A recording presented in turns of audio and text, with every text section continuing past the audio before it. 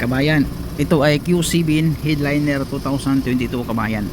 Ito yun sa passenger banda to kabayan. Parehas lang lahat to, passenger siguro sa kabayan. Ito kabayan. Yan, kapuram lang kayo bayan para may video natin na maayos. Yan. Yan, pinaka-open yan siya. Yan. Tapos yan. Yan, para nakalock. So ganito kabayan. Ito yung hindi mo alam kung paano gagawin yan.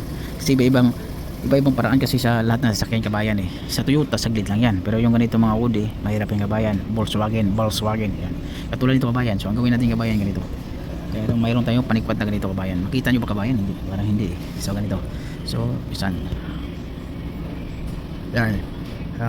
Okay.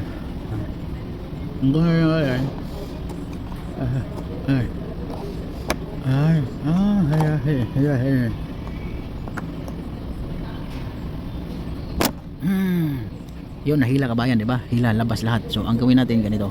So hila na yan siya. Yan. Tapos mahila na ata to sa kabayan. Mahila na yan. Hindi ko sigurado ha, pero sa tingin ko mahila na to eh. Di ba? So nakauwang na yan eh. Hilahin na natin yan. Kompleto. Labasin natin na. Para sigurado. Yan, labas natin na. Yan o, di ba? So mahila na nga oh. Mahila na nga kabayan. Mahila na siya kabayan. So ganun lang kasimple kabayan. Tanggal na. Yan, di ba? Oh, ganun lang kasimple oh. Tanggal na. So Audi Q7 headliner, very easy kabayan. Pag mailabas mo to, ito lang ang kailangan, hilahin mo lang to pala. Pag hila nito, automatic mahila mo na. Ito. Ganun lang. Pag hila mo to, just dyan and pull. Very easy. So, yeah, you understand my English?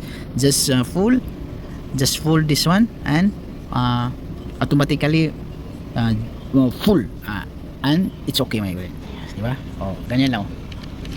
Di ba? Ganun lang si kabayan kasimple. Grab headliner ng Q7 2022 model.